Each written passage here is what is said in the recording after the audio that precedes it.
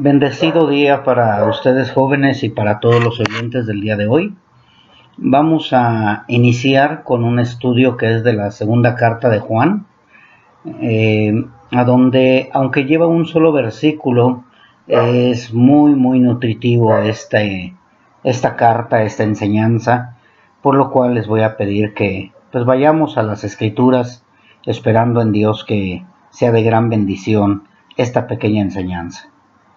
Dice en segunda de Juan capítulo 1, versículos del 1 al 6 de esta manera: El anciano, a la señora elegida, y a sus hijos, a los cuales yo amo en verdad. Y no yo solo, sino también todos los que han conocido la verdad. Por la verdad que está en nosotros y será perpetuamente con nosotros. Sea con vosotros gracia, misericordia y paz de Dios Padre y del Señor Jesucristo, Hijo del Padre, en verdad y en amor. Mucho me he gozado porque he hallado de tus hijos que andan en verdad, como nosotros hemos recibido el mandamiento del Padre. Y ahora te ruego, Señora, no como escribiéndote un nuevo mandamiento, sino aquel que nosotros hemos tenido desde el principio, que nos amemos unos a otros, y este es amor, que andemos según sus mandamientos. Este es el mandamiento, que andéis en él, como vosotros habéis oído desde el principio. Este estudio pequeño le he llamado Amor y Verdad. Si ustedes se dan cuenta, en estos primeros 6 versículos, Juan está exaltando el amor y la verdad. Hace una exaltación y algo que debemos de entender que todos los cristianos debemos de llevar, no como mandamiento nuevo, sino que es un mandamiento que siempre ha existido desde el Antiguo Testamento. Ese mandamiento es amar por sobre todas las cosas a Dios y también amarnos unos a otros. Y el otro mandato o algo que debemos también nosotros llevar es caminar siempre en la verdad, predicar la verdad, hablar la verdad y vivir la verdad. ¿Y por qué es tan importante para Juan exaltar estos mandamientos que nuestro Señor Jesucristo también exaltó? Por lo mismo, mis hermanos, porque ahora en estos tiempos y en los tiempos antiguos también había una persecución, había una intolerancia y también había muchísimos falsos maestros en los que únicamente exaltaban el amor de Dios, hablaban del amor de Dios, hablaban del amor entre hermanos, pero no hablaban de la sana doctrina o caminar en la verdad. Por eso es que el apóstol Juan, del cual nosotros creemos que él escribió esta carta, aunque algunos otros han tratado de decir que no fue el apóstol Juan, pero por la manera como lo está escribiendo, creemos que sí. Entonces Juan, el apóstol, está exaltando el amor y la verdad porque tienen que ir unidos. Si nosotros no estamos en la verdad, pues el amor que estuviéramos enseñando sería definitivamente un amor falso y una verdad falsa, porque ya sabemos y entendemos que solamente hay una sola verdad.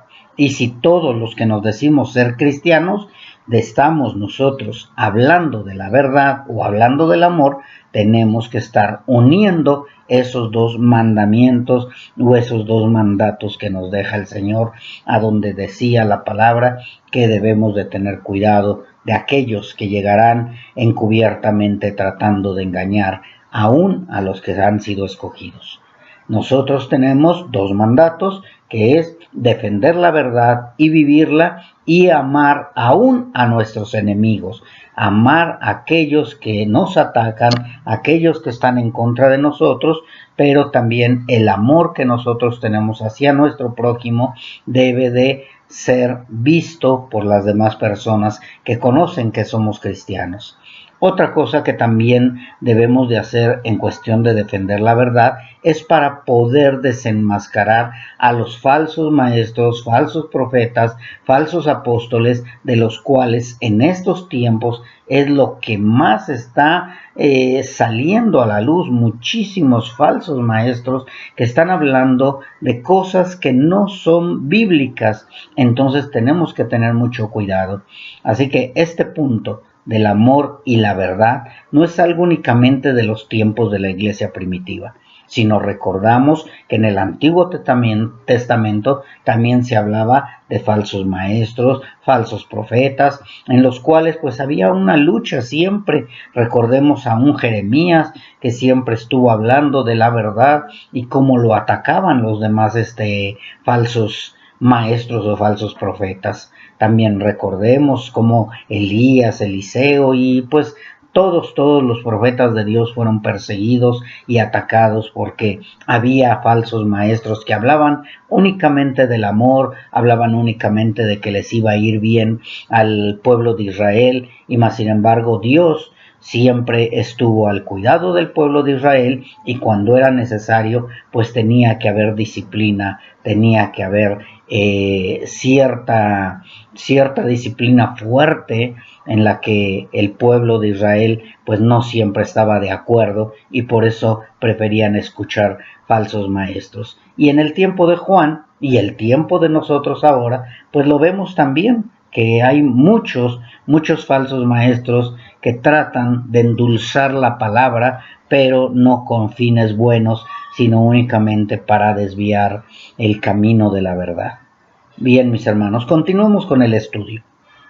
Vemos en los primeros versículos cómo Juan se gozaba de saber que había hermanos en Cristo que estaban dando testimonio de ser verdaderos defensores de la palabra y verdaderos cristianos que se amaban unos a otros. Estábamos viendo cómo Juan le dice a la señora elegida, algunos hemos creído que es la iglesia elegida, la iglesia local de algún lado, donde Juan, se estaba refiriendo a esa iglesia pues como la madre elegida, la mujer elegida, aquella iglesia elegida que tiene hijos o hermanos en Cristo que verdaderamente están caminando en la verdad. Y dice, me siento gozo de saber que están caminando en la verdad tus hijos.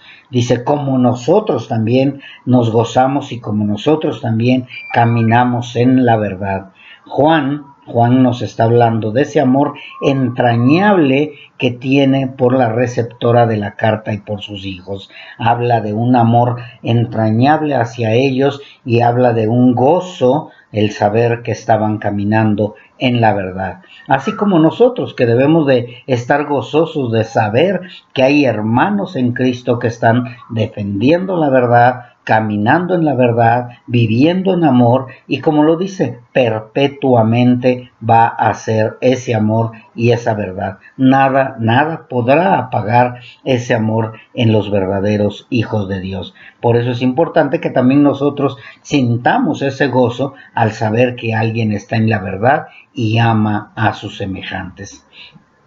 Y cuando habla de que el amor es perpetuo, Juan nos está hablando de un amor que no se va a acabar.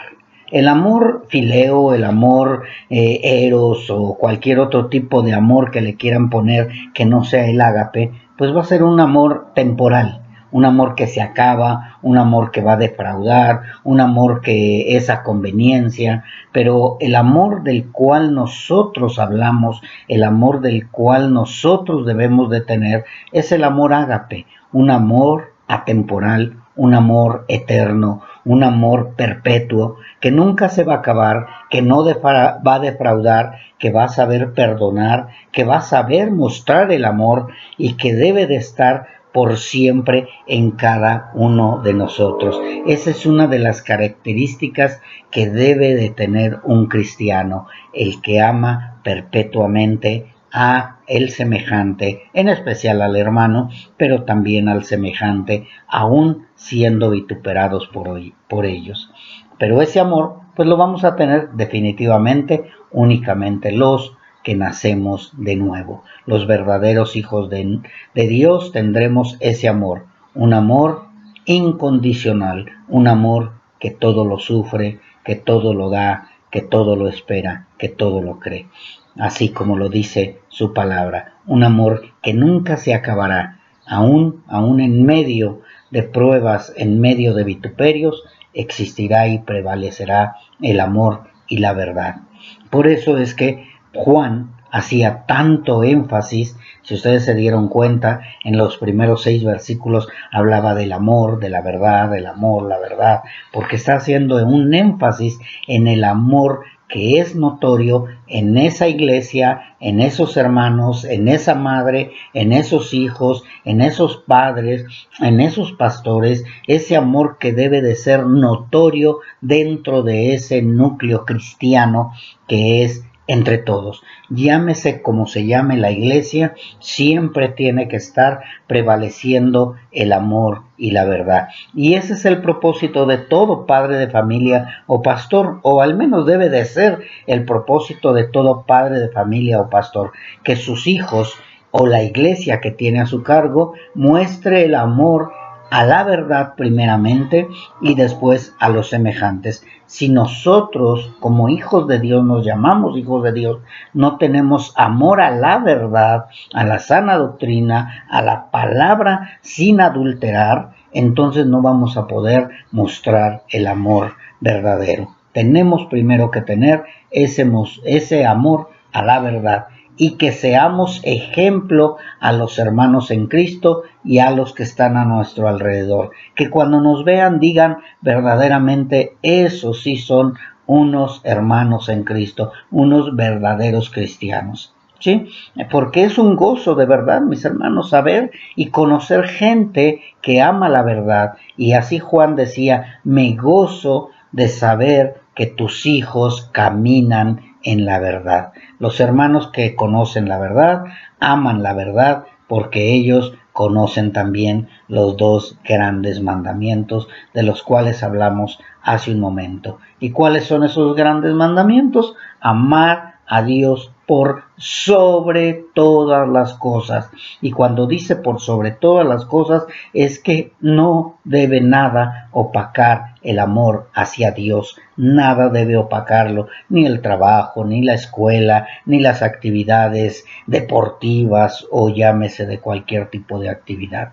Amar a Dios por sobre todas las cosas es algo que todo cristiano debe de entender, aprender y que debe de ser un mandamiento que nunca se debe de olvidar. Y por consiguiente viene el otro mandamiento, que es amar a tu prójimo como a ti mismo. Nosotros nos hemos amado demasiado, muchas veces antes de Cristo fuimos demasiado orgullosos en nuestro amor, en el amor propio, mas sin embargo ahora Dios dice, ama a tu prójimo como tú te amas a ti mismo, ¿sí?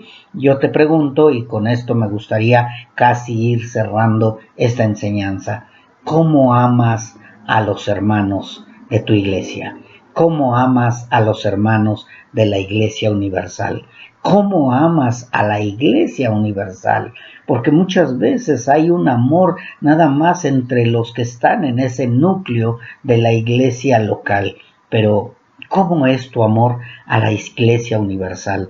¿Amas de verdad a esos hermanos que están sufriendo persecución? ¿Te gozas con los hermanos que están predicando la verdad y que aman la verdad? Porque eso es lo que debemos de pensar, mis hermanos. No somos un núcleo, no somos unos cuantos únicamente. Somos muchísimos, miles, cientos. Yo no sé cuánta gente, pero sí lo que puedo decirte es que Dios tiene en cada lugar una iglesia que ama la verdad, que camina en la verdad y que ama a Dios por sobre todas las cosas.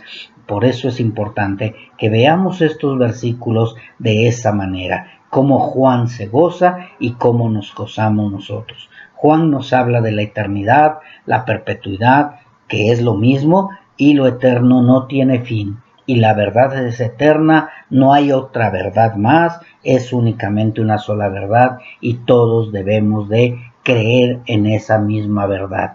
Si tú crees una cosa y otro hermano cree otra cosa, entonces uno de los dos debe de estar equivocado y tenemos que caminar conforme a la verdad, tratar de estar de acuerdo en eso. Mis hermanos, Dios, eso es lo que nos ha ido enseñando a través de estos versículos. El Padre de nuestro Señor Jesucristo dice también que ama a los que viven y aman la verdad. Y el Padre de nuestro Señor Jesucristo nos promete gracia, misericordia y paz. Y Juan estaba tan seguro que les dice lo mismo en esta carta. Reciban gracia, misericordia y paz de parte del Padre, de parte del Hijo, nuestro Señor Jesucristo. A todos los receptores reciban gracia, misericordia y paz, y que sean, mis hermanos, de verdad, hacedores, no solamente oidores, no solamente lectores, sino hacedores hasta el día de hoy. No importa cuántas pruebas pases en esta vida, lo que importa es que nunca se aparte la verdad de ti. Aunque parezca que es difícil, aunque parezca descabellada seguir la verdad o defender la verdad, tú tienes que permanecer firme en la verdad y en el amor. Porque de verdad, mis hermanos, es mejor defender una verdad que está en la palabra de Dios, sabiendo que es perpetua, a defender una mentira que parece verdad, pero que al final tendrá consecuencias de ser avergonzado o consecuencia de condenación. Que Dios bendiga tu vida, que Dios te dé sabiduría para que puedas seguir adelante caminando en verdad y en amor. Bendiciones a todos.